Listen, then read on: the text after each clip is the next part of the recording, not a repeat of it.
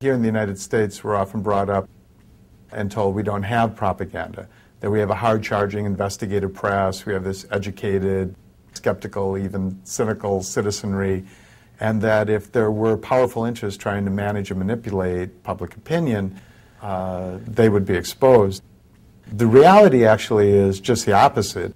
Academics like Alex Carey and others who've spent their lifetimes looking at how propaganda works finds that it's actually in Western democracies and open societies where you need the most sophisticated sorts of propaganda. And since World War I, thanks to people like Ivy Lee and Eddie Bernays, propaganda has become a business, this business of public relations. Or as one of the firms that has often represented dictators, the Burson Marsteller firm puts it, their business is perception management, to manage public perception, public policy on behalf of their clients, whoever they might be.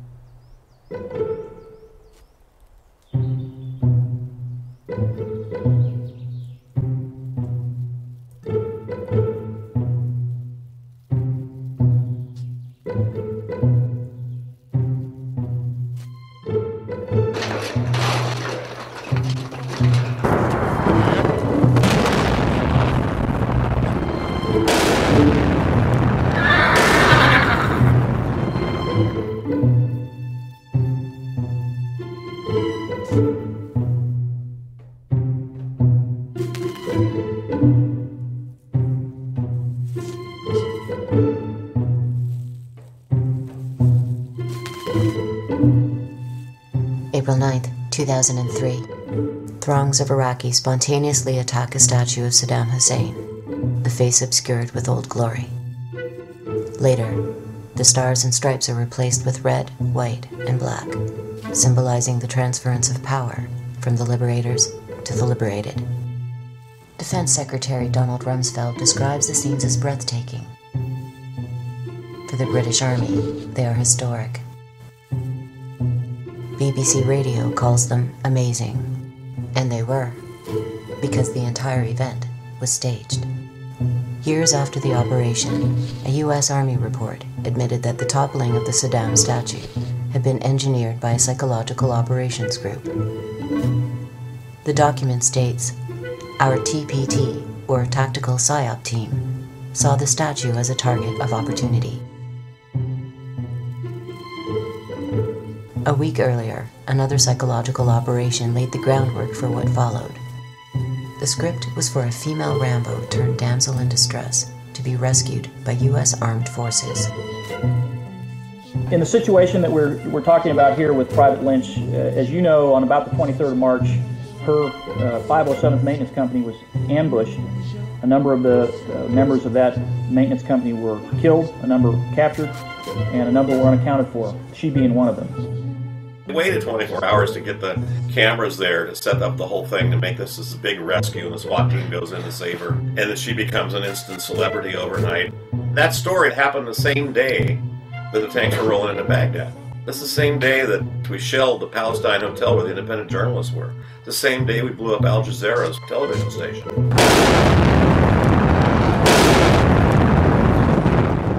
And killed one of their journalists. What we're getting on the front pages of the papers and in the news is the rescue of Jessica Lynch. So that was a PR substitute story. Toppling of the Saddam statue, they got Shalabi's group. The Rennan group had actually formed them. The CIA had paid the Rennan group to form the Iraqi Congress as a counter group to Saddam Hussein, and they were based here in the U.S. Then they flew them over there and they shipped them into Iraq. They were the ones that were standing around the statue as, a tank was used to pull it over. The Rennan group had been around. He worked for George W.'s father. And he worked for Clinton, too. His firm, he used to be a public relations press guy for Carter. And he created a PR firm that specialized in war.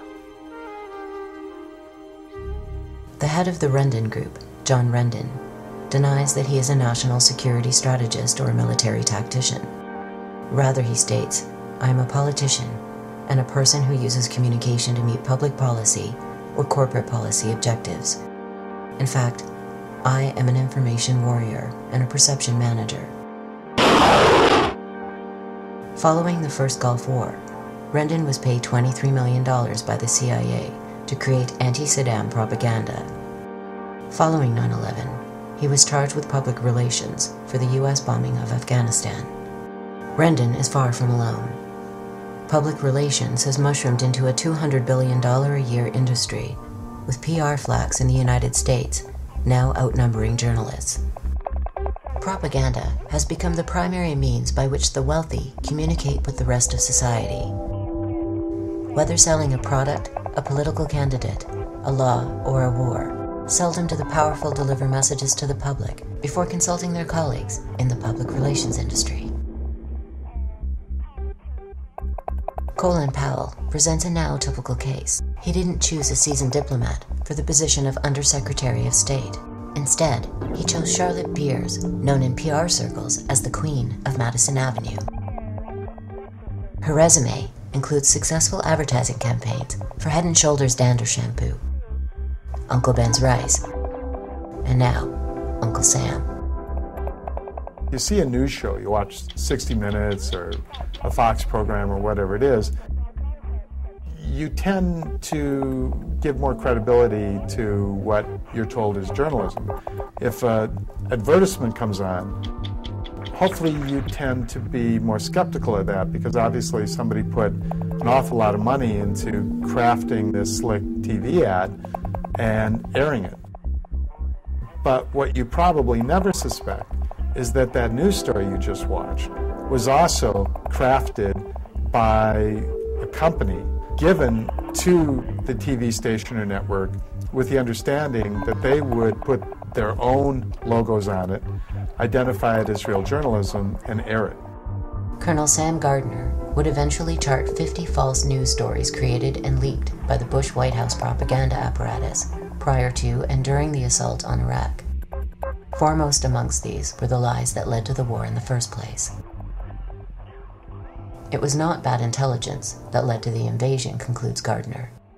It was an orchestrated effort that began before the war and was meticulously planned to manipulate the public. In 2002, when the Bush administration was conducting its massive public relations campaign to sell the war, out of Donald Rumsfeld's office in the Pentagon, there was something now referred to as the Pentagon Pundits Program, where literally scores of former high-ranking military generals and admirals and colonels were getting their talking points for their appearances on TV news shows directly from the Pentagon. They would literally go to the Pentagon, be on phone conferences with the Pentagon, travel with the Pentagon, and then go on TV as supposedly independent sources.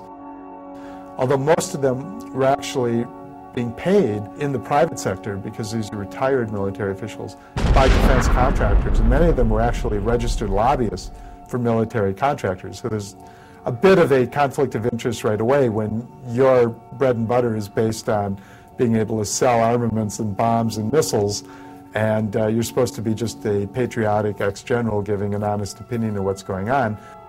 And even though that's illegal, there's no way to really stop it. And the most powerful medium through which it occurred refuses to even report on the scandal. You've got just a massive problem, and that's where we're at. There were clear warning signs long before the age of the embed. During the assault on Serbia under President Clinton, a report emerged by the Dutch journalist Abe de Vries, revealing the presence of Psi warriors working at CNN. They derived from the 3rd Psychological Operations Battalion at Fort Bragg in North Carolina. De Vries quoted Major Thomas Collins of the U.S. Army Information Service. PSYOPs personnel, soldiers, and officers have been working in CNN's headquarters in Atlanta through our program, training with industry. They helped in the production of news.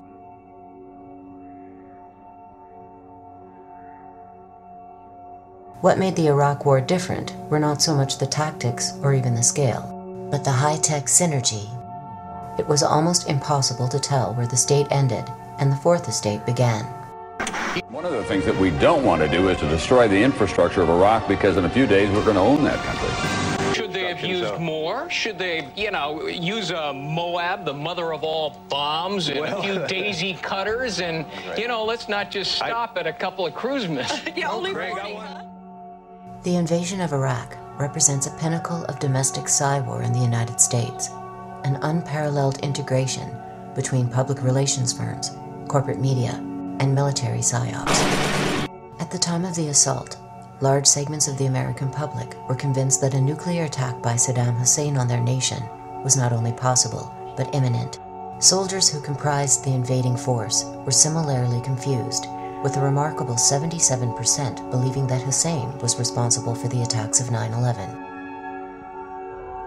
Many earnestly believed that the mission was to destroy a mysterious group known as Al-Qaeda, while bringing freedom to the Iraqi people. We're here for your fucking freedom! So back up right now! Yet what was actually happening was what the Nuremberg Charter describes as the single greatest crime under international law: the planning, preparation, initiation, or waging of a war of aggression.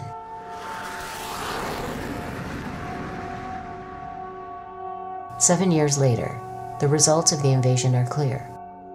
According to The Lancet, one of Britain's most respected medical journals, approximately 600,000 Iraqis had been killed from the invasion as of 2006.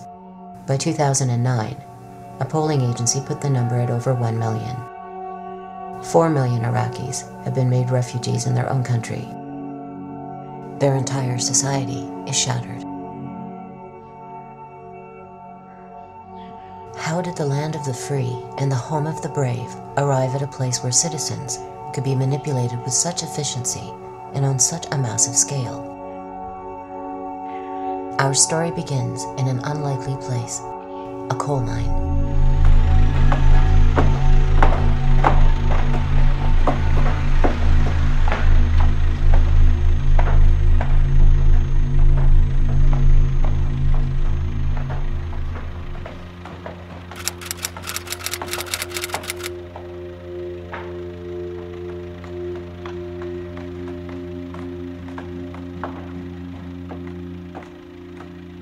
When we think of public relations, this is not an image that springs to mind.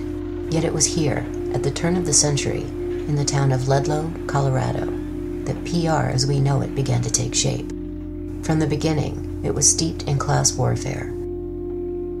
The conditions that men, women, and children worked under in 19th century America were very much like what we think of now as the conditions in the global South, in which 13, 14-hour days were not uncommon.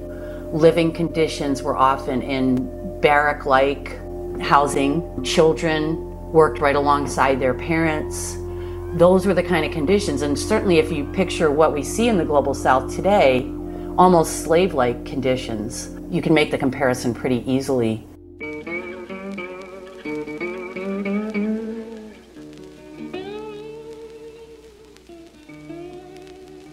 Like workers in most other industries at the time, the coal miners in the town of Ludlow were organizing to win basic rights.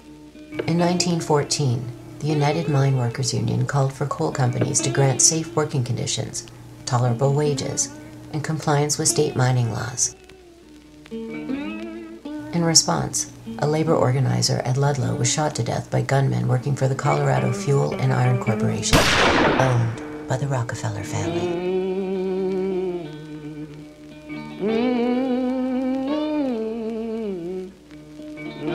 Then as now, the Rockefellers were synonymous with wealth and power. William Avery Rockefeller had made a living as a literal snake oil salesman, but his son, John Davidson, had achieved the American dream. His fortune was built by exploiting oil reserves in Mexico and the United States. John Davidson Rockefeller was America's first billionaire, but it was his son, John D. Jr., who would define the Rockefeller legacy in the 20th century. 24 hours after striking workers and their families celebrated Easter, the end came. It became known as the Ludlow Massacre. The strike went on from the fall of 1913 to the spring of 1914, and they still couldn't break the strike. The strikers were living in tent colonies set up by their union, the United Mine Workers. And in April of 1914, the National Guard, which at this time was being paid by the Rockefellers, National Guard attacked the tent colony. Men, women, children, killed many people, set the tents afire. We found the next day the bodies of 11 children and 2 women who were burned, suffocated to death in that fire. That was called the Ludlow Massacre.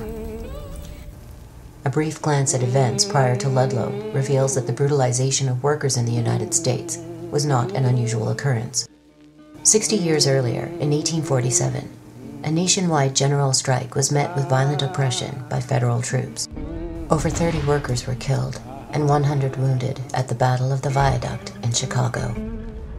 In 1894, federal troops killed 34 American Railway Union members, also in the Chicago area. The troops were attempting to break a strike led by Eugene Debs against the Pullman Company. In 1897, 19 unarmed coal miners were killed and 36 wounded by a posse organized by a sheriff near Latimer, Pennsylvania. Most of the workers were shot in the back while attempting to flee. The worldview of the great capitalists at the turn of the century can be summed up in the words of William Vanderbilt. In response to a suggestion that the New York Central Railroad should adjust its train schedules to accommodate the public, he replied, "The public be damned." But the relationship between the public and corporations was changing.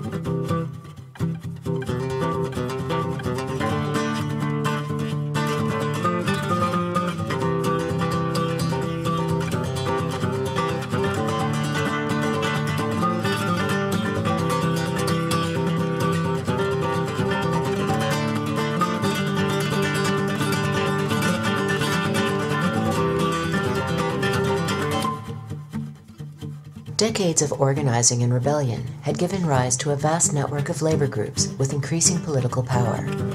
Over time, these included the Grange Movement, the Socialist Party, the Greenbackers, the Populists, and Progressives, and perhaps most significantly, the anarchist union known as the Industrial Workers of the World, or the Wobblies. Following the massacre at Ludlow, soldiers in Denver refused to participate in further attacks against the miners, declaring that they would not engage in the shooting of women and children. Demonstrations erupted across the country. A march occurred in front of the Rockefeller offices in New York City. A clergyman protested outside a church where Rockefeller liked to give sermons, only to be beaten by police. In modern parlance, it was a PR nightmare. Ivy Lee went to work for, among other clients, the Rockefellers. The Rockefeller family, after the Ludlow massacre, used Eddie Lee to manage the public perception around that event and other events. Ivy Lee's specialty was crisis management. Among other things, he's credited with inventing the press release, which, all of us just sort of think of as something helpful. You want to publicize an event, a church picnic, call a news conference, you put out a press release. But at the time, the idea was very radical because what Ivy Lee was saying is, well, we're going to manage this crisis by calling attention to it. We're going to actually assist and help the news media and journalists in covering it. What he knew was that the degree to which journalists became used to and dependent on his services was the degree to which he could actually cultivate and manage coverage. Lee began by waging a disinformation campaign. He put out news bulletins claiming that the 2 women and 11 children at Ludlow had not been killed by militia, but by an overturned stove. He circulated stories suggesting that Mother Jones, in addition to being a labor organizer, was a madam who ran a bordello.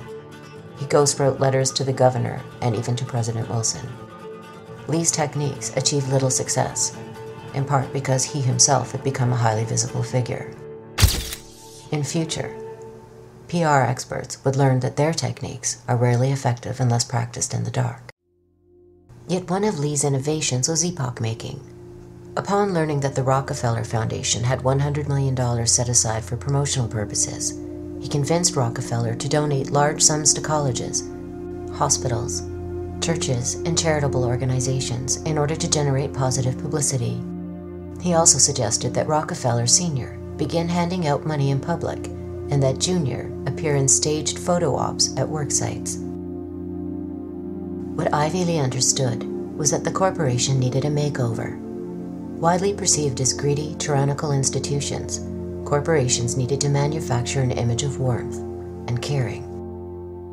This was the beginning of the public relations industry. Rockefeller didn't set up the Rockefeller Foundation until Rockefeller became very unpopular because of his labor policies. And suddenly Rockefeller needed to create a good impression. Well, it's an interesting phenomenon that the poor actually give a larger percentage of their income than the rich. I think the rich feel that they're doing more because, you know, giving $100,000 seems like a substantial kind of donation, and you know, it doesn't matter that they have 100 million. They still think, well, they've done quite a lot. So it's partly a result of this distortion of economic values, and it's partly a result of being cheap, you know. I mean, people don't want to give away their wealth, Ted Turner said, because they're afraid their status in the Forbes 400 is going to go down that little bit.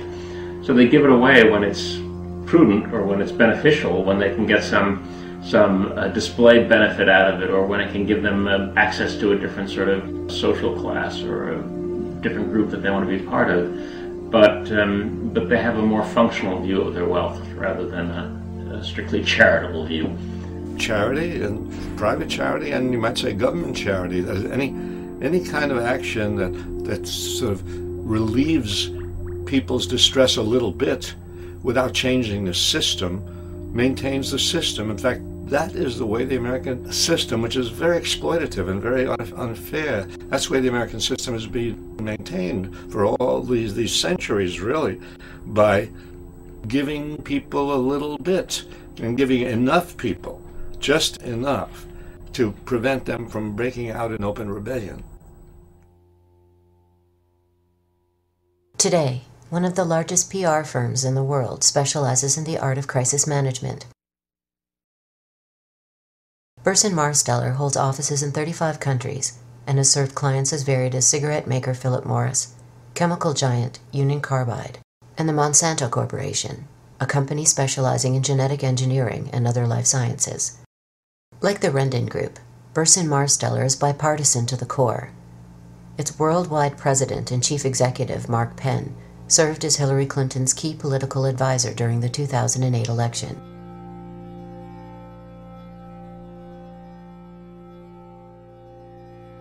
The most disturbing facet of Burson Marsteller is its willingness to work with the world's worst human rights violators. They ran PR for the Indonesian government as it committed genocide in East Timor. They worked closely with the Nigerian government and Royal Dutch Shell during and after the Biafran War in Nigeria, and they helped to improve the image of a US-backed Argentine military junta led by General Jorge Videla. One of their clients in the 1970s was the brutal Argentine junta, which had taken control of the government there and was rounding up dissidents, systematically torturing, beating, killing people, and flying out over the ocean and dumping bodies. Not a really good public image. So the Burson Marsteller firm was used by Argentina, hired by Argentina, and went to work for them quite happily under a FAT contract to improve the image of Argentina in the international financial community and in the Western press. In some ways, it should not be surprising that public relations has evolved into companies like Burson Marsteller and the Rendon Group. Looking back at the career of its first guru, we find a remarkably similar pattern. Ivy Lee went to work for the IG Farben company, a big German industrial company, and we know now that IG Farben was actually part of the Nazi propaganda inner circle. One of the most effective and, of course, horrifying government propaganda campaigns ever organized was the Nazi campaign that continued for years and years under the direction of Nazi propaganda minister Joseph Goebbels. And I.G. Farben paid Ivy Lee and also paid Ivy Lee's son to represent not just their interests, but the interests of Nazi Germany in an effort to paint the Nazi regime as being a friendly regime. But before lending his expertise to the Third Reich, Mr. Lee would do so for the American government. Along with other experts in the burgeoning field of mind science and public relations, he would engineer propaganda for World War I, not just against the enemy, the Germans, but against the American people themselves.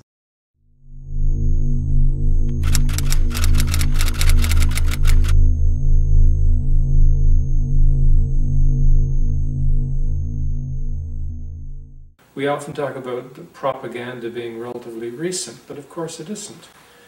Even in ancient societies that weren't democratic, especially large states, it was understood by elites that if you don't have the support of the people, you could be in trouble. And so a fair bit of attention was actually given to legitimizing military adventures.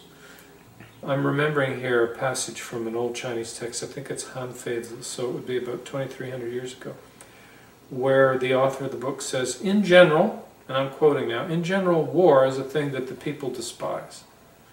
Therefore, when a young man is to be sent off to war, his wife, his parents, his family should gather around him and say to him, conquer, or let me never see you again. And this is a very powerful sense of, well, first of all, the violence done to that young man, but also of the sense that war is disgusting to most people, and it is often not in their best interest, and therefore one needs all kinds of songs and dances. And in this case, you know, threatening the young man essentially with dispossession. You can't return to your family, you can't return home, you'll be disgraced, honor, security, everything is being played upon her. And it continues. So yeah, national security is one of the most powerful notions in modern times to swindle, I think, people to do things that are not in their best interest and to support massive military complexes that are not in anybody's interest but that are like cancers feeding on society frequently. Propaganda and persuasion have been around for centuries, eons, but propaganda in its modern sense can be traced to the 15th and 16th century when the Catholic Church was in a tough competition with the Protestants over how to articulate a religious vision for the world. And the reason that I mention this is that it shows that propaganda is about mindset, it's about ideology, it's about worldview, how people see things, as distinct from an individual policy or whether you happen to like this candidate or that candidate. So that's where the word came from, for propagating the faith. And that's the way the word was used up until the early 20th century.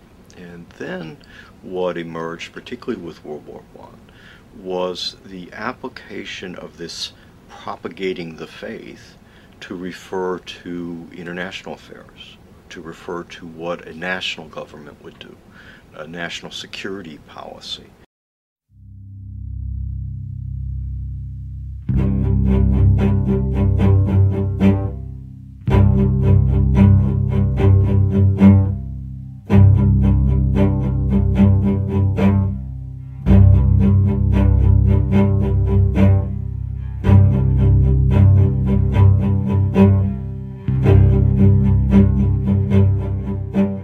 Up to World War I and during World War I, what one saw on the geopolitical stage was a crisis of empires. Empires were disintegrating, they were falling apart.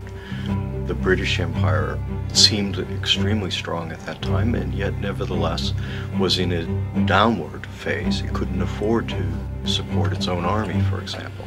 Same with the French. Same with the Austro-Hungarians, same with the Russians, the Tsarist Empire, same with the Ottoman Turkish Empire, and so on around the world. When that war was underway, most particularly the United Kingdom came up with an office whose specific purpose was promoting the war aims of the United Kingdom, the English, through publicity, through covert operations, through what would today be called dirty tricks, through telling the truth, through a whole number of different applications of information, using information as an instrument of war. And from the get-go, from the very beginning, it was both aimed at the enemy and aimed at the home population. The Creel Commission was the American variant of it. Woodrow Wilson came into office in 1916 with the slogan, "Peace without victory." He said, what we want is an end to World War I. Neither side deserves their support, and the population didn't want to enter the war. In America, 1916 was an election year. The war was the dominant issue. The election campaigns of the parties crystallized the sway of opinion. Neutralism, the profound wish to stay out of the war, still possessed a doughty champion in the president. Support for Wilson's policy was strong in the Middle West and Pacific states. Europe's war seemed more remote there than on the Atlantic seaboard. At the Democratic Convention, Wilson was renominated presidential candidate. The chairman opened his speech with a text from the Sermon on the Mount. Blessed are the peacemakers, for they shall be called the children of God. Within a couple of months, Wilson was talking about victory without peace. And you had to somehow drive the population into accepting this sharp change of policy, the opposite of what they voted for. And that's where the Creel Commission came in. George Creel described his work with unabashed enthusiasm. It was a plain publicity proposition, a vast enterprise in salesmanship, the world's greatest adventure in advertising. 75,000 civil leaders, known as 4-Minute Men, were assembled to deliver pro-war messages to people in churches, theaters, and civic groups. Periodicals were sent to 600,000 teachers. Boy Scouts delivered copies of President Wilson's addresses to households across America. It was, in short, the largest wartime propaganda campaign in the history of the United States. Central to the committee's propaganda were two basic ideas. One, the American homeland was in imminent danger from a savage, bloodthirsty foe. And two, it was the fate of the American nation, in President Wilson's words, to make the world safe for democracy. The first theme was a time-honored tactic, long used in the United States and other countries, to vilify foreign enemies, indigenous peoples, and slaves. During the Great War, the savage Indian and the subhuman Negro would transform into the barbaric Hun.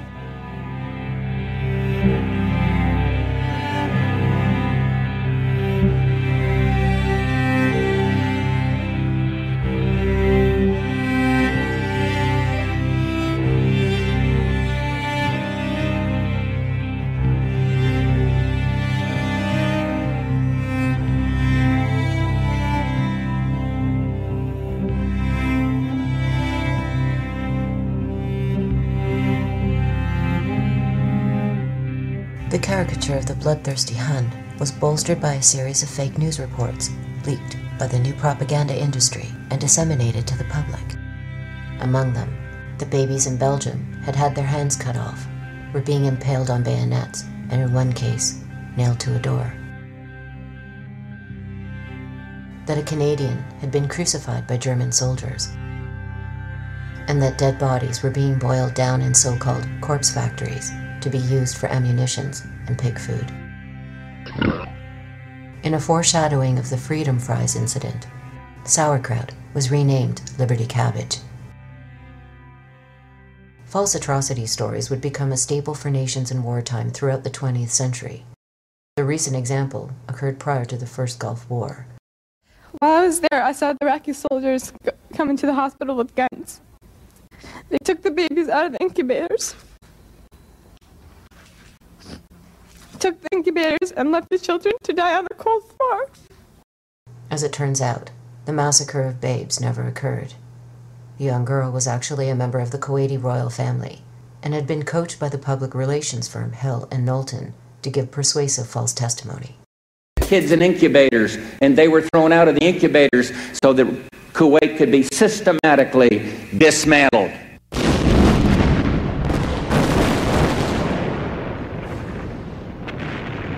The attempt to engender hatred against Germans in support of the war effort was highly successful. But there was another, equally important aspect to the domestic propaganda campaign. If every adventure story needs a villain, it also needs a hero.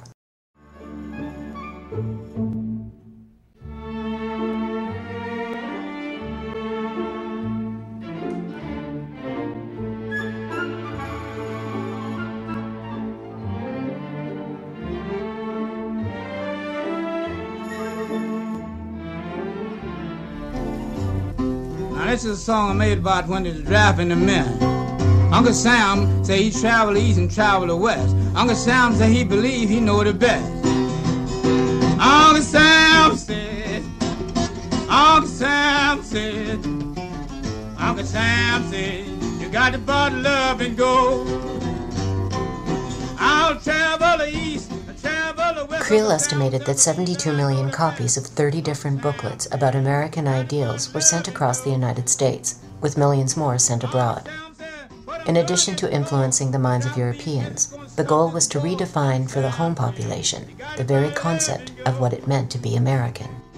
The new American would not interpret events from what Creel called a class or sectional standpoint, but rather as a unified collective.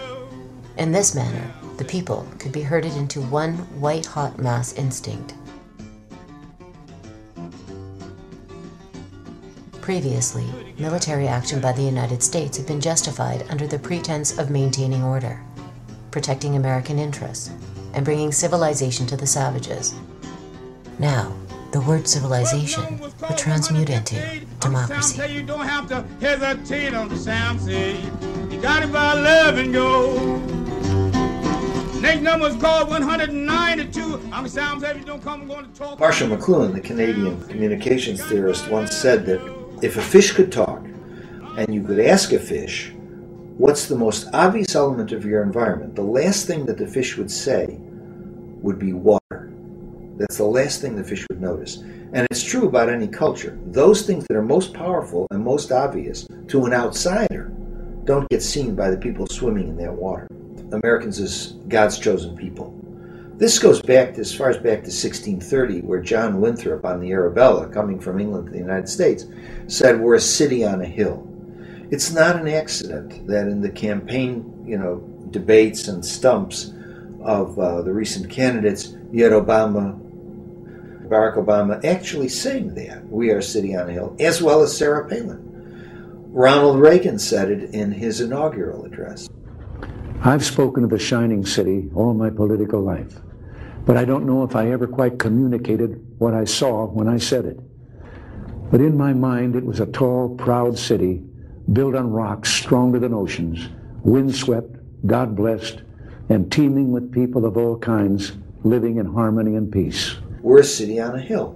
And so our mission is to democratize the rest of the world. We've got the best system possible. And basically people ought to pay attention to us because we know.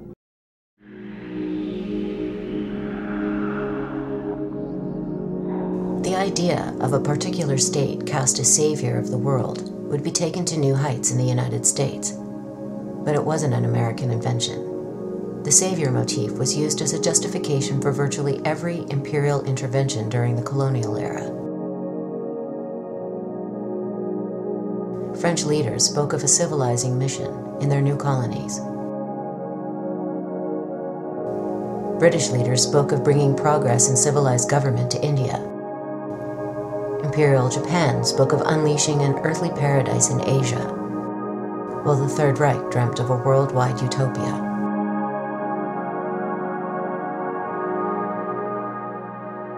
A decade before World War I, Mark Twain stated that my kind of loyalty was loyalty to one's country, not to its institutions or its office holders. Decades later, George Orwell came to a similar conclusion, that patriotism is a devotion to a certain place and people, contrary to nationalism, which is inseparable from lust for power. This concept of patriotism remains elusive. Once the war against Saddam begins, we expect every American to support our military, and if they can't do that, to shut up. Equating super patriotism with militarism, military endeavor, military achievements, military struggles and victories, that's all supposedly a special manifestation of super patriotism. And I argue that a real patriot wants something different for his country. He wants social justice, he wants peace and stability, he wants fairness, he wants an end to racism and sexism. He takes pride in his country's ability at social betterment rather than his country's ability to invade and knock around other countries. A real patriot feels an attachment to his country, but not at the expense of other countries. He or she may feel a special attachment to the history of his own country. He values the accomplishments of his country, like the abolition of slavery, emergence of collective bargaining and the rights of working people for a better life, the gains made by women in terms of being able to get into public life. These are the kind of things that the real patriot would value. In October 2001, George W. Bush signed into law what civil libertarians characterized as an all-out assault against the Bill of Rights. It was called the Patriot Act. During the Great War, similar bills were passed. The Espionage Act of 1917 and the Sedition Act, passed a year later, authorized huge fines and lengthy prison terms for anyone who obstructed the military draft or encouraged what was termed disloyalty to the state. The sweeping legislation was quickly put into effect. And first on the list were the Wobblies.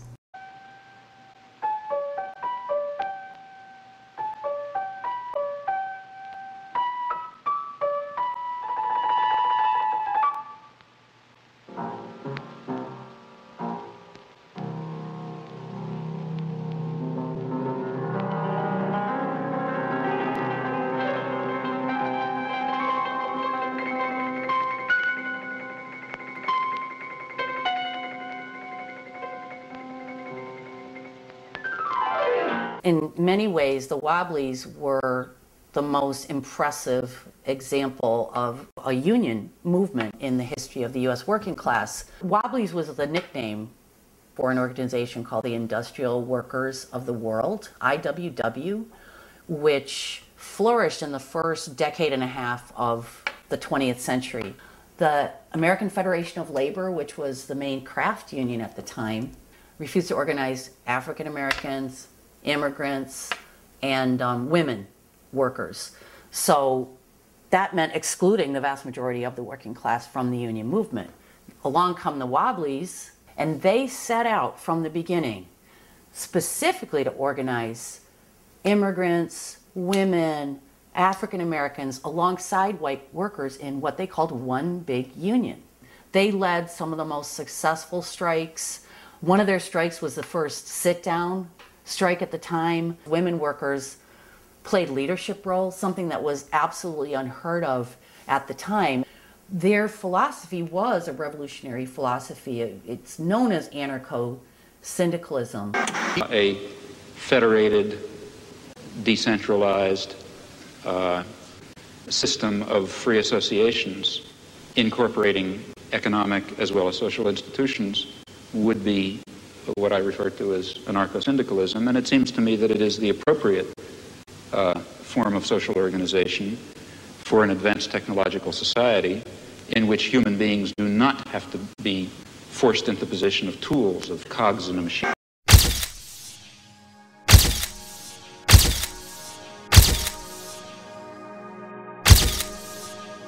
On September 5th, 1917, federal agents raided offices of the Wobblies across the nation, leading to arrests for the offense of causing insubordination, disloyalty, and refusal of duty in the military and naval forces. 101 of the defendants were found guilty and received prison sentences up to 20 years. Wilson carried out a brutal internal repression called the Red Scare, which is the worst in American history, far worse than McCarthy, far worse than anything that's going on now. They arrested thousands of people, smashed the labor movement, heavy constraints on free expression, threw lots of people in jail, expelled all sorts of people from the country.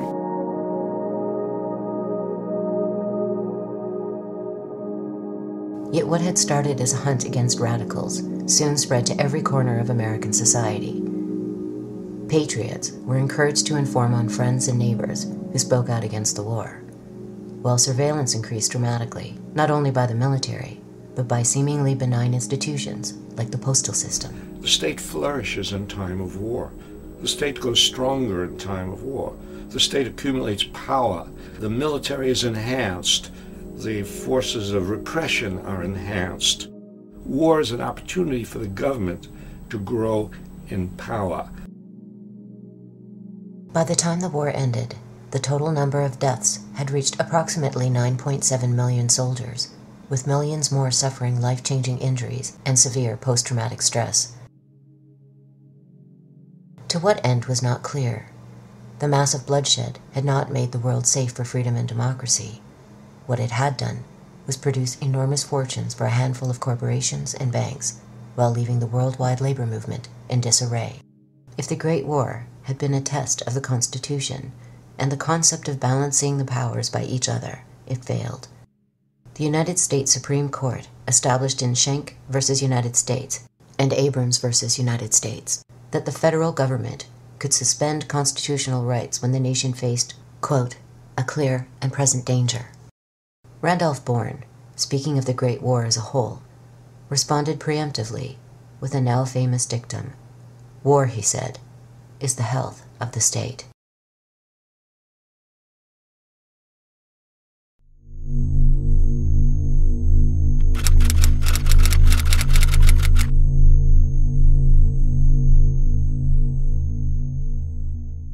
The definition of polyarchy that we have in the social sciences is a system where the participation of masses of people is limited to voting among one or another representatives of the elite in periodic elections. And in between elections, the masses are now expected to keep quiet, to go back to life as usual, while the elite make the decisions and run the world until they can choose between one or another elite another 4 years later.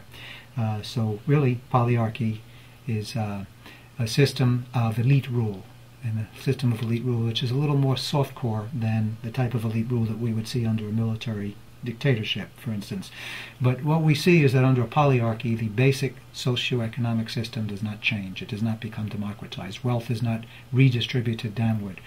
You don't see a more equitable redistribution of wealth and resources. So that's the key. Socioeconomic dictatorship and free elections. That's the prescription for polyarchy. Participatory democracy would see not only more participation of people in the running of their daily affairs, but it would see a democratization of the economy, a democratization of social relations.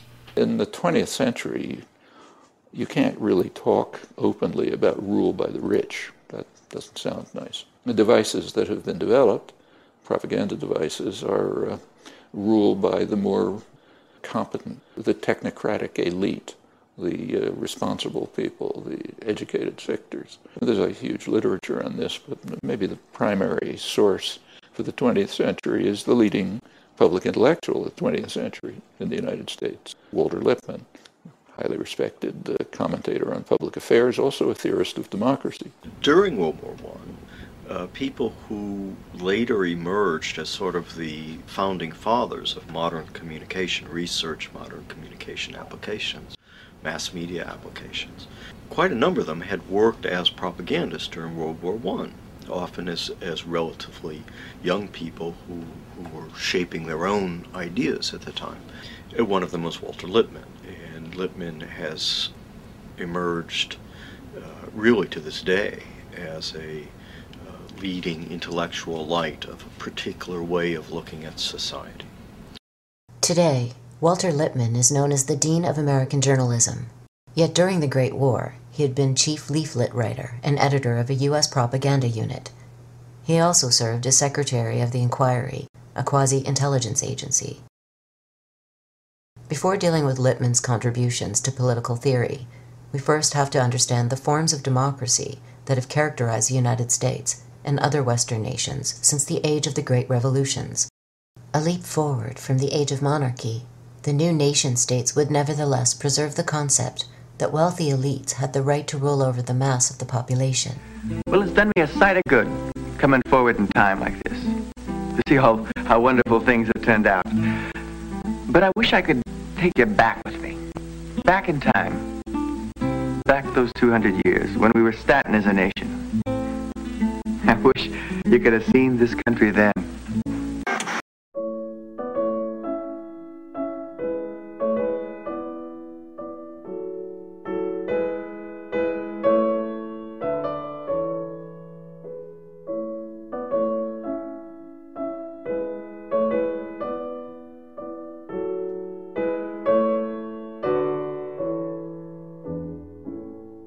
George Washington was a slave owner. James Madison was a slave owner. Thomas Jefferson was a slave owner. Importantly, Jefferson, who was the most democratic of the lot, wasn't at the Philadelphia Convention. He was ambassador to France, and he picked up a lot of radical ideas from the French Revolution, which didn't exactly endear him to people like Alexander Hamilton. The initial divide in American politics then goes back to those roots. It's Jeffersonian Democrats against Federalists, the leader of whom, until he was killed by Burr, was Alexander Hamilton. Essentially a class struggle, a class conflict. Thomas Jefferson was, in fact, a fairly radical democratic thinker in his time. And clearly the Declaration's statement that we hold these truths to be self-evident, that all men are created equal and endowed by their Creator with certain inalienable rights, was a powerful democratic statement. And although Jefferson would not have applied it to women or to Indians or to blacks, nonetheless, in all of those cases, those words would come back to be very serviceable for those groups in pushing civil rights and civil liberties forward in the United States from where Jefferson's statement left them.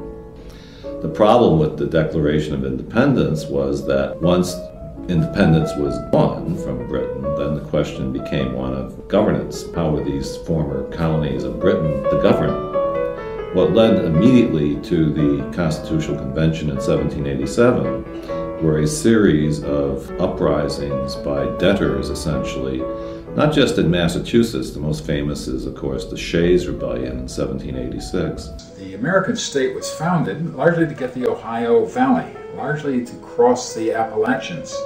That is the Constitution, to organize an army and money in order to conquer further lands more to the west. That's the origin of the USA. But to do that, the slave masters are not going to do the fighting. What they will do is hire poor people to do it. But when they don't pay the poor people, as they didn't pay Daniel Shays takes matters into his own hands in 1787 and goes to the courts and shuts down the courts because the courts were beginning to foreclose on the grounds that Daniel Shays and the other veterans from the American War of Independence did not have the money to pay back. Debtor riots were happening throughout the 1780s, and they were sufficiently scary from the point of view of people with property that they had to do something about it. And what they did about it was essentially overthrow the Articles of Confederation and instill a much stronger, much more able government to protect the property interests that were in dire threat from the people, quote unquote. This was an elitist, you could almost say coup d'etat, except there wasn't any strong central government to launch a coup against.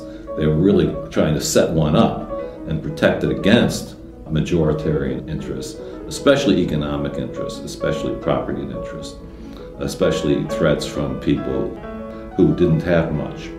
First thing they did when they got to Philadelphia in 1787 was they locked the doors. The only reason we know what happened behind those closed doors were that people like James Madison kept extensive notes. The American Constitution was formulated primarily by James Madison.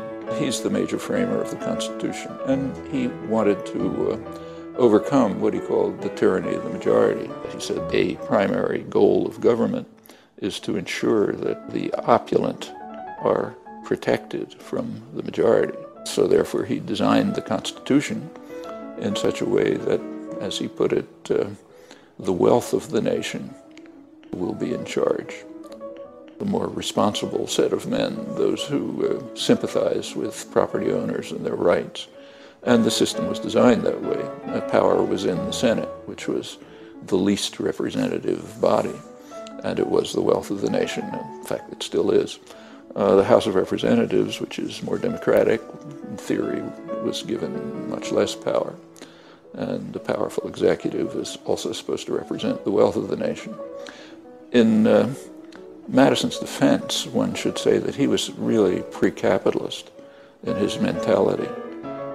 He assumed that the wealthy would be what he called benevolent gentlemen who would not be concerned with their own interests, but with the benefit of the people. Adam Smith, who preceded him, was much more realistic.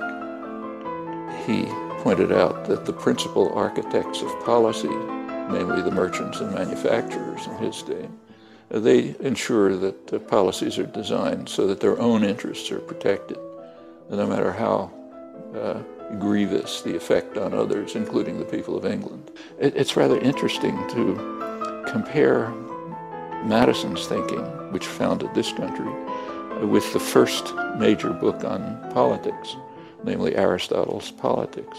Aristotle surveyed many kinds of systems and decided that of all of them, didn't like any of them, but he said of all of them, democracy is probably the best. But he said that democracy has a problem, and it was the same problem that Madison noticed centuries later. He said if in Athens everyone had a right to vote, the poor majority would attack the property of the rich, insist that it be divided, and he also felt that was unfair. But Madison and Aristotle had opposite solutions. Madison's solution was to restrict democracy. Aristotle's solution was to restrict inequality. Opponents of the new government were called anti-federalists, though the term is inaccurate. The majority favored some form of federation, but insisted on more localized control, with a more participatory democratic system. The Bill of Rights, the first 10 amendments to the Constitution, they were the price the Federalists had to pay in the ratifying conventions to pass the document.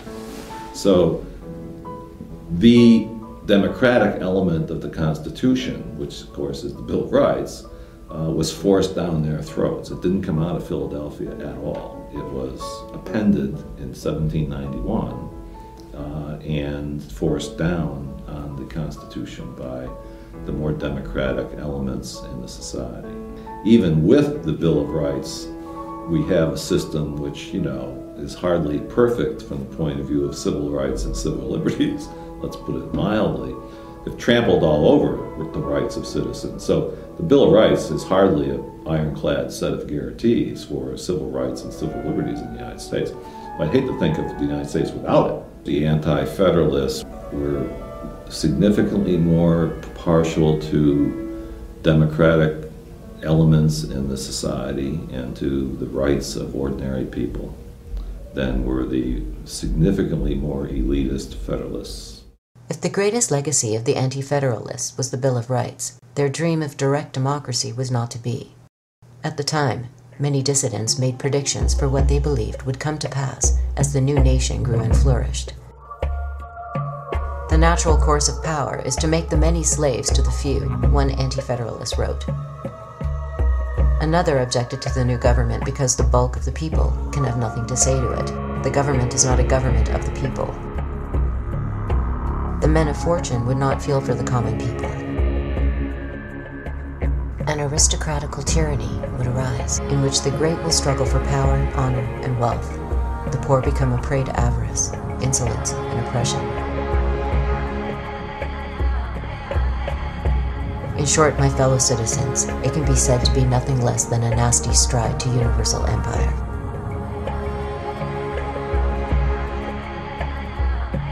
A significant model for both the Federalists and Anti-Federalists were the Iroquois, who had created a highly sophisticated and democratic federation of self-governing units. In stark contrast to European forms of government, the Iroquois people had the ability to immediately remove corrupt leaders. Women played a significant role in decision-making. Everyone was permitted to participate in debate and policy formulation. Native Americans were exceedingly democratic in the way they operated. No society is perfect. When you make comparisons, you see that they were sometimes small, but sometimes 30,000, 40,000 people and more in a large confederacy that operated on a basis of mutual respect. Mutual respect that developed out of experience, because if you didn't treat people equally, then they were going to give you trouble. Societies were exceedingly collaborative, but they were also exceedingly individualist. The individual was honored, but the values were collaborative because you had to get along. Everybody was included in every decision that affected them. Elders obviously were honored. They knew more. You listened to your elders, but everybody had a say. You have an extremely participatory society, and as it moved up to larger, there's a great deal of decentralization. So if you had a large number of people, and they would be in a federation, the village would decide for itself. The tribe would then decide, but the individual villages would have to decide. Then the tribes in the federation, their representatives would meet. But they wouldn't decide for everyone. They'd have to have the consensus of local people. So if there wasn't consensus already, they would have to go back and discuss it. So that to the extent that there was representation, these were representatives who were truly representative. They would have to go back. They wouldn't keep their positions unless they consulted people. And they knew that. Even if they had the authority to make a decision, people would go elsewhere and not keep them as leaders if they didn't listen to them and they didn't treat them. By and large, you had a much more participatory society, and even on the larger, more representative level, the representatives really had to listen to their constituencies.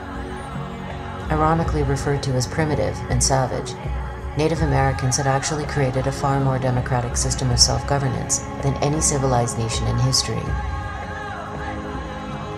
But their anarchic models, as well as the more limited democratic systems proposed by the Anti-Federalists, were incompatible with Madison's elitist vision. In republic and parliamentary democracy alike, citizens would be reduced to passive observers. They would be allowed to pick and choose which individual made decisions on their behalf, but they would not be able to make those decisions themselves. Returning to the period after the First World War, we find widespread support amongst intellectuals for Madison's elitist interpretation of democracy. According to Walter Lippmann, the public's function in politics was to be interested spectators of action, but not participants. Yet Lippmann perceived a problem. New technologies in communication and transportation had awakened millions of disenfranchised people to a new world outside their towns and cities, while traditional economic, political, and social structures remained in place. Something had to change. But rather than advocate structural changes in society's institutions, Lippmann suggested that propaganda readjust the public mind. In his essays on democracy in the 1920s, which are incidentally called progressive essays on democracy, he was a Wilson, Roosevelt, Kennedy liberal in the American sense. He says that the majority are simply incompetent. They are ignorant and meddlesome outsiders, in his view. That's the majority of the population. And to allow them to participate in decision-making would be a complete disaster. So therefore we have to design means to ensure that what he called the responsible men, of whom he was of course one, are protected from the roar and the trampling of the beasts, the ignorant majority.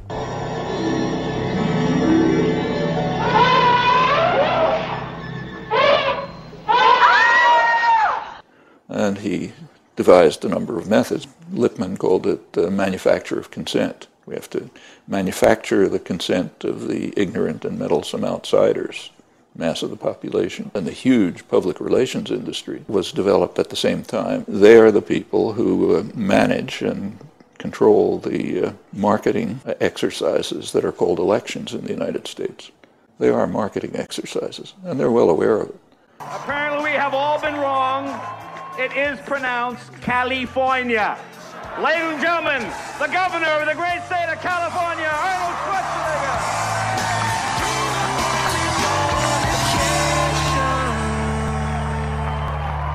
So, for example, in the last election, 2008, the advertising industry gives a prize every year for the best marketing campaign of the year.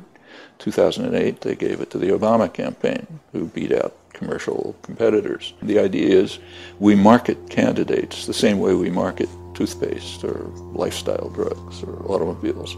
Of course, it helps to have a lot of money. And in fact, Obama greatly outspent McCain, and not because of popular contributions, came mostly from financial industries. He was their candidate, and his policies will presumably respond to his constituency.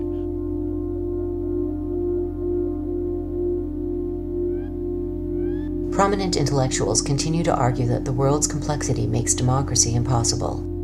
A recent cover story in Time magazine claimed that democracy is in the worst interest of national goals. The modern world is too complex to allow the man or woman in the street to interfere in its management. A man who surely would have agreed was Edward Bernays.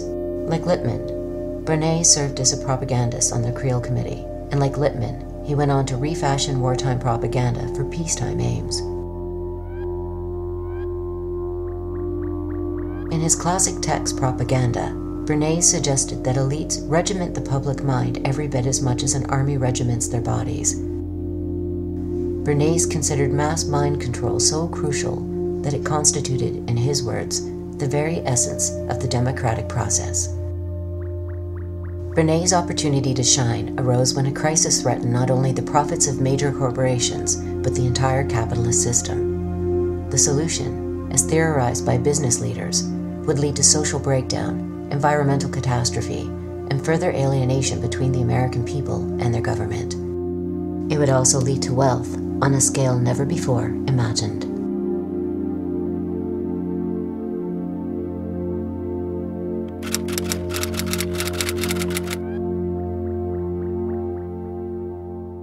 The major story that advertising tells us about human happiness is that the way through happiness is through the consumption of things.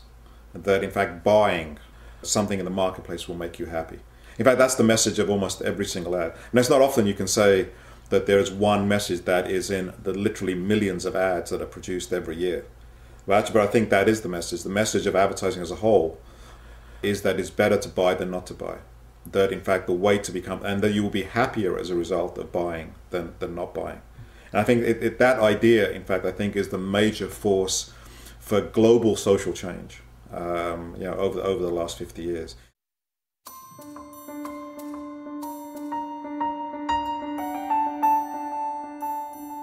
In the 1920s, business leaders were faced with a dilemma. Overproduction of goods had exceeded demand. Production between 1860 and 1920 had increased by 12 to 14 times, while the population only increased by a factor of 3.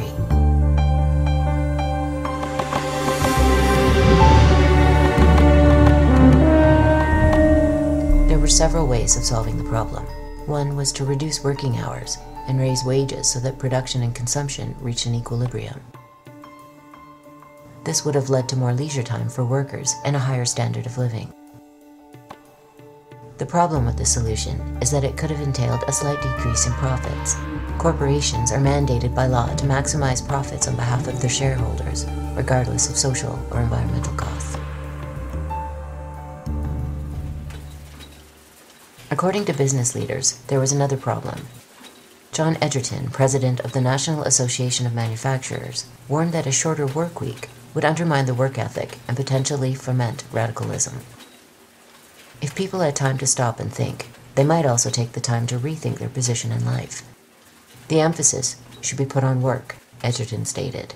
More work and better work, instead of upon leisure. It seems a harmless enough statement, but what businessmen were advocating was revolutionary. Production would no longer be about satisfying human needs. It would be an end in and of itself. Rather than a democracy of ideas, or a democracy of mass participation, the United States would become a democracy of material goods. The citizen would be replaced by the consumer. Look at those goods piled up over there. I'm worried. Here we are. We've got the new machines, and they're doing even better than we expected. They've not only cut production costs, but they've increased output over 50%. But we're not selling this additional product. Inventories are piling up. Now, what are we going to do about it? It seems to me we've got to change our plan completely. Now that we're increasing production, we've got to put on more pressure, work the territory more intensively. You mean more advertising? Yes. The problem of capitalism is the problem of consumption. And the problem is that after your basic needs have been met, there is no real need for consumption. And so you have to convince people that, in fact, their identities are based upon the consumption of objects for which there is no material need. That's the problem that comes from the expansion of the market. If you look at advertising, it's a very interesting history. In the first period of advertising, we can say right up until about the 1920s, advertising talked about goods themselves. They talked about how they were made, what they did, how well they lasted, etc. It really is a discourse about objects, about what goods did. However, starting around 1920, that changes. And from that period on, advertising doesn't really talk about goods themselves. They talk about the relationship of goods to our needs. At the center of the new strategy was Edward Bernays. If Walter Lippmann had concerned himself with an overarching analysis of mass media and democracy, Bernays would devote most of his energies to propaganda on behalf of the corporation. His uncle, Sigmund Freud, would serve as his muse. Rather than focus on the intrinsic worth of a particular product, Bernays suggested a strategy where products became linked with the unconscious desires of the public. In this manner, there would be virtually no limits to either production or consumption. Freud's nephew was a man by the name of Bernays, and he's regarded as the father of modern public relations, particularly in the United States. His contribution, if you want to call it that, was to take propaganda techniques that had been developed for military, psychological warfare, national security type issues during World War I, and apply them in a systematic way to commercial issues. One of his best known efforts had to do with encouraging women, to smoke. He would stage beauty pageants, he would stage what would today be called photo ops and that sort of thing, in which smoking by women was portrayed as women's liberation, was portrayed as a way to be free and empowered, is getting addicted to nicotine. The audience, the market, in Bernays' mind, had a clear desire to be free, to be stronger, to be more self-empowered. So women clearly wanted these things. Along comes Bernays in the tobacco industry and says, here is how to have it.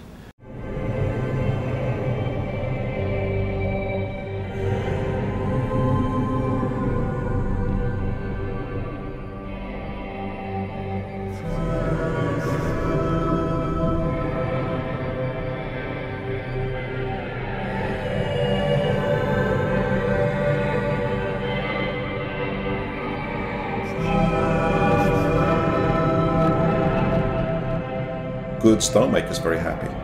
Goods are not central to satisfaction. What actually really makes people happy are non-material things. What makes people happy seems to be things connected with sociability. I don't mean to say by that material things have nothing to do with happiness. Poor people are not happy. They don't have access to clean drinking water. They don't have access to food. They don't have access to shelter. So it's not that material things are not connected to happiness. They are to some degree. But once you get past a certain level of comfort, material things simply don't provide us happiness. At the same time, there is this giant propaganda system of advertising that is, again, perpetually telling us that the way to happiness is through objects, the way to happiness is through consumption. What makes people happy are things to do with society, with connection, with personal connection, with autonomy, with relaxation. In fact, when you ask people what it is that makes them happy, goods very rarely come into it. However, the problem is that capitalism has to sell goods. The marketplace provides goods, and therefore what it did was it took the images of the life that people really want, which is a life of meaning, of connection, of sociability, of friendship, of family, of intimacy, of sexuality. Those are the images that he took, and it linked them to objects. And so advertising is both true and false at the same time. If it was simply false, it wouldn't work. But advertising is true to the extent that it reflects our real desires. As bizarre as it may sound for people who dream of fantastic wealth as a cure for unhappiness, the same holds for the wealthy. Beyond a certain level of material comfort, deprivation is relative. At the bottom level, sure, it's $5 million to $10 million a year. But once you've got 5 or 10 million, that doesn't seem like enough because you're associated with people who have 15 or 20. And when you get 15 or 20, then it's 50 and 100. And you wind up never feeling as if you have enough. And in fact, people really never even thought of themselves as rich, even when they were colossally rich, because of this phenomenon that psychologists call relative deprivation. They were comparing themselves not with you and me, but with each other in this little world that they'd come to inhabit.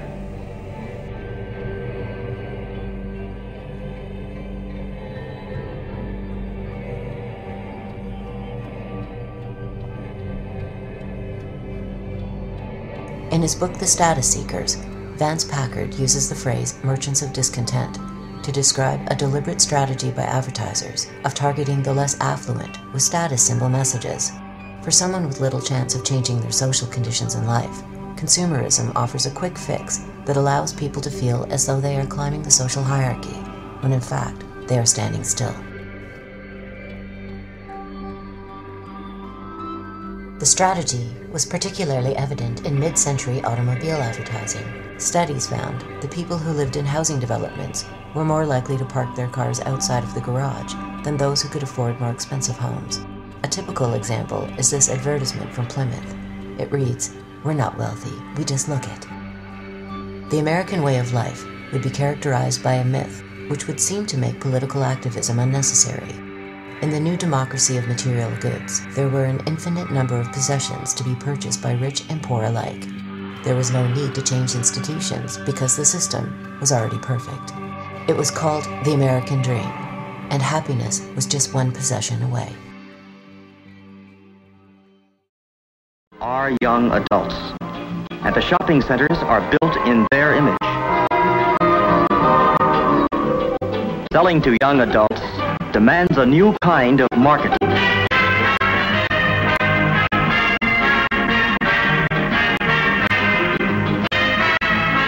For these young adults, the shopping centers have built fountains, commissioned statues, put in restaurants, and freestanding stairways. They've included banks, loan offices, rental plans, plant nurseries, and places to buy building materials. The shopping centers see these young adults as people whose homes are always in need of expansion. People who buy in large quantities and truck it away in their cars. It's a big market. In the tinsel and glitter world of Beverly Hills, superstars reign supreme in million-dollar mansions that hold a weird fascination for everyone else. Visitors rubberneck for hours just for a glimpse through the guarded gates. But for one man already on the ladder to superstardom, just a look wasn't enough. For him, it was love at first sight.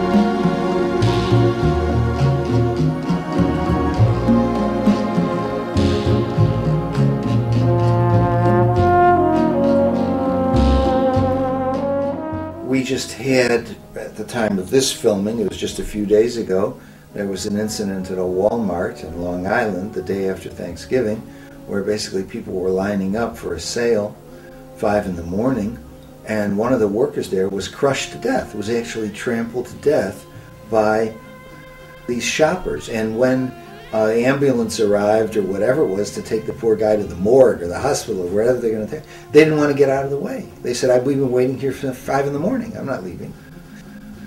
So that would be the consumer society at its finest. And oddly enough, exactly to the day 5 years ago, on that day, a day after Thanksgiving, the same thing happened at a Walmart in Orlando. It was not a worker, it was a woman who was shopping there. And she wasn't killed, but she was trampled unconscious, and people wouldn't get out of the way for the medics to take her away.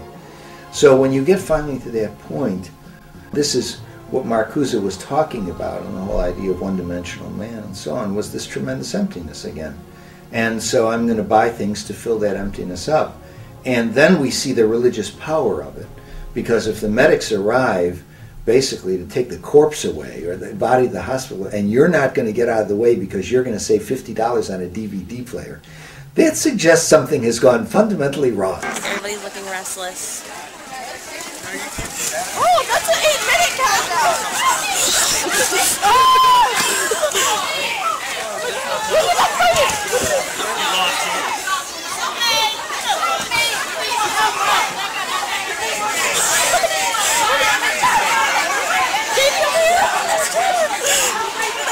Bitch, I slapped you in the face! What is going on? I think there's not much difference between assuaging your anxiety by buying things and investing in the American dream. They seem to go hand in hand. The American dream is a story about how society works. The American dream says that if you work hard, you will succeed. You know, the bedrock of our economic success is the American dream. It's a dream shared in big cities and small towns across races, regions, and religions, that if you work hard, you can support a family. That if you get sick, there will be health care that you can afford. That you can retire.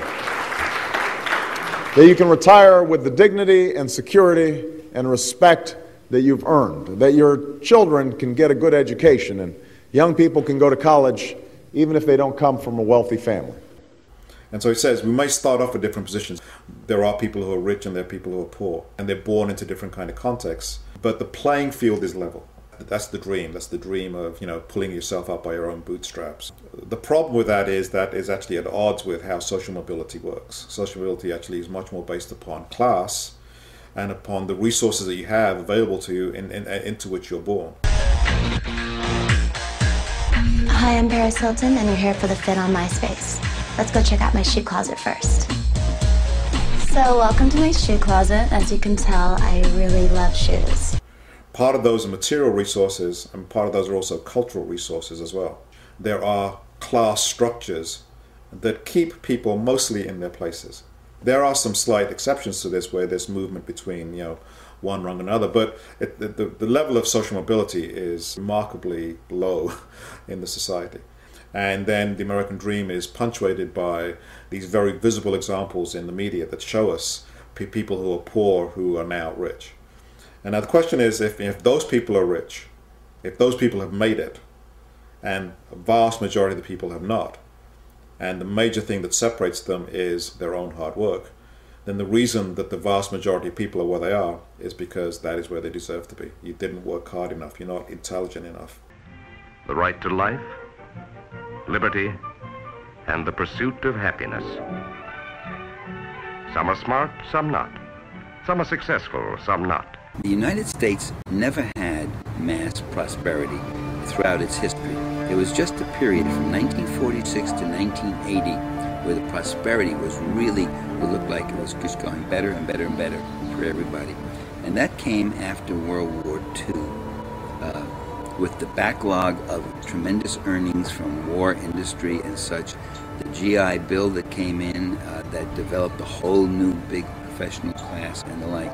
And that lasted till about 1980. Since then, there have been cutbacks to human services, cutbacks in educational opportunities, and greater inequality. Since 2000 to 2008, the inequality between the very rich and the rest of us, that inequality is greater than it's been throughout the 20th century. So we're back to like 1900 in terms of inequality. Everybody just can't make it. throughout history, the rich have always argued that the poor are the authors of their own poverty. They're poor because they're stupid, they're disreputable, they're hopeless. People are poor because they are paid less than the value that they produce. You need poverty. Poverty is needed if you're going to have wealth. The only way a rich slaveholder, a Roman senator, or antebellum plantation owner in the South, the only way they can live in this fabulously luxurious mode is by having slaves who work from the crack of dawn down into the night. That's expropriation. That's creating the poverty of the slave or the serf or the worker so that the slaveholder or the lord, the feudal lord, or the plutocrat, the capitalist, can really accumulate wealth.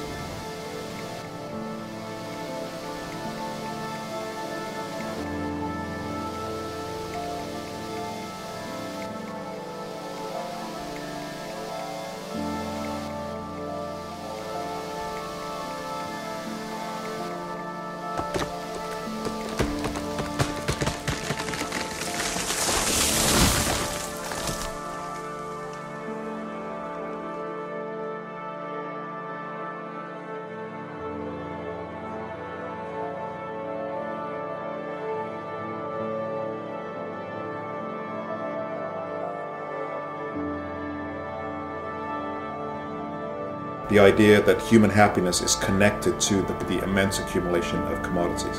I think that idea is what is driving development in what we used to call the developed world, is driving development in China, is driving development in India. I think it will increasingly drive development in Africa as well. I think we're starting to see the results of what that means for the planet, when not only the 5% of the American population strives for that, but when increasingly the rest of the world also is bought into that, and you then have to provide the goods and the energy that those goods takes to produce, we're arriving at the kind of exhaustion of the physical planet. The ancient philosopher Confucius, he was asked what he would do if he were ever to rule the state. Someone said, okay, you're in charge of the state, what would you do? And he said a very interesting thing. He said he would, quote, rectify the language. And I think if he was asked that in the modern age, he would say, let me control the media. If you can control the stories, you don't need to have soldiers on street corners to control them. You can control people in their own heads, in their own imaginations. On the one hand, it's really depressing because it's like, how do you then get out of it? Because there's no way you can have control of the media. There's no way you can compete with these stories that are told thousands of times a day through advertising, through programming, through newspapers, through the internet now, through video games, through all kinds of ways. At the same time, the reason I'm hopeful, the reason actually gives me some optimism is that capitalism has to do that. That unless it does that, they know that things will fall apart. So capitalism in that sense is like a house of cards. A house of cards, it has to be constantly held together. We have to be told every single day what this story is. And they have to do it every day because it's unnatural. If it was natural, they wouldn't have to do it. And if they stop, they know that in fact it would fall apart. That actually is the great hope for me. Is in fact the amount of time they have to spend convincing us about the value of this society is in fact what gives me hope that that there's an alternative just below the surface, and that alternative is much more human, much more compassionate, is much more connected to concern for other people, is much more connected to concern for the planet, and that it's being held down by this incredible and relentless propaganda system.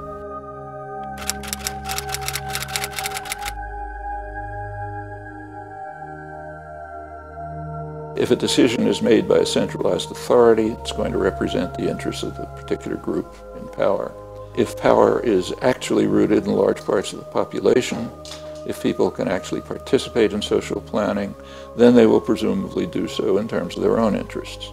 That's why Madison, for example, and Lippmann, and Bernays, and a whole host of others have argued that we cannot permit the population to participate, because if they do, they will pursue their own interests, not the interests of the wealth of the nation. If you have centralized power, they'll use it for their own interests. You don't have to read that in a complicated textbook. It should be it's understandable by any 10-year-old child, and not by educated people, though they have it driven out of their heads and have various illusions replacing self-serving illusions. If the population are participants, they'll serve their own interests. Public opinion is very well studied, so we have a wealth of information about what the public wants. And there's a huge disconnect between public opinion and public policy. The public and policymakers differ enormously on crucial issues. It's all very natural. It's nothing surprising about it, and people understand it. So about 80% of the population in the United States says that the government is run by a few big interests looking out for themselves. What do you mean by democracy? If you mean by democracy a system that accepts that the relative distribution of power and influence and wealth and income in the society is sacrosanct. If the social system we call and know as capitalism is inviolable, and you can't, in fact, erode or undercut the primacy of that class's power and property politically, then you've just ruled out democracy. The founders had a very clear idea that in order for political power to be democratic and to be equal, economic power also had to be democratic and equal. Okay? And that was the last thing they wanted. So they saw clearly that behind political democracy was economic democracy. Behind political equality was economic equality. And they did everything they could to block it. The claims of mind control are based on a belief that human beings are powerless or relatively powerless when they become the targets of psychological operations and propaganda. Media control, yeah, it has an impact on public opinion, without a doubt. It has an impact on the assumptions that people bring to trying to figure out what to do in their lives. It's powerful, but it's not the same as mind control. I think the best way to stop propaganda is for people to understand what it is and how it works. I don't think we're going to stop propaganda so long as we have freedom of speech. And frankly, I think that's a good thing for us. But there will always be people who exploit freedom of speech for their own ends. But propaganda loses its effectiveness if people understand what is going on. A very important thing that can be done to reduce the power of propaganda is to force the players to the surface, so that where you have campaigns, political campaigns, product campaigns, cultural campaigns that are organized by big propaganda agencies, public relations agencies, then part of the task for people who are observing this going on is to make this public, make it understood that what's appearing on the front page of the Washington Post, for example, really is a propaganda or public relations campaign that's coming from a particular faction of society who are paying for it, and that they have names. It depends on what people believe, what people perceive, what people know. And for a democracy to really function and thrive, unlike Eddie Bernays, I would say what we need is more information, more freedom, more transparency, and more information about who's manipulating public opinion and the public mind.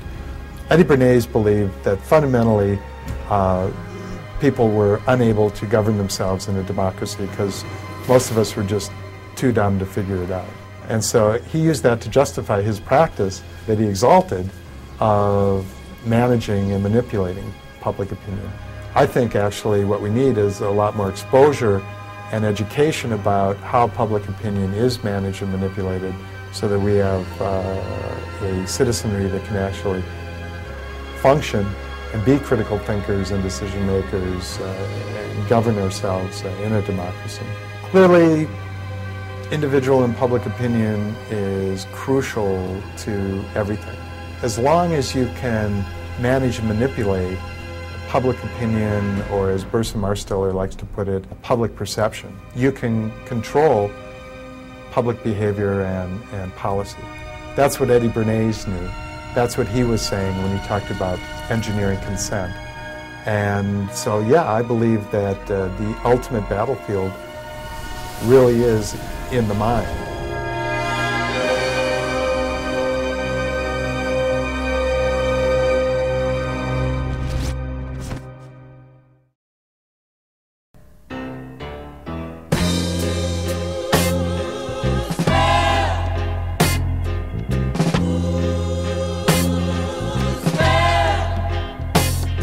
I put a spell on you.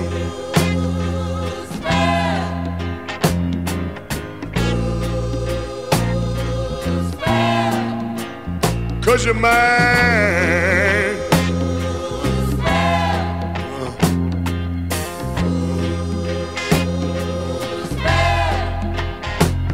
Stop the things you do.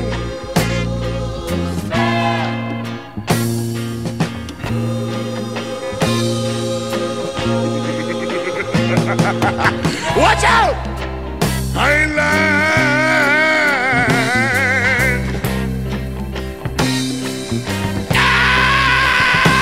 I can't stand. Woo! No running around. I can't stand. I can't stand no putting me down. Spell on you.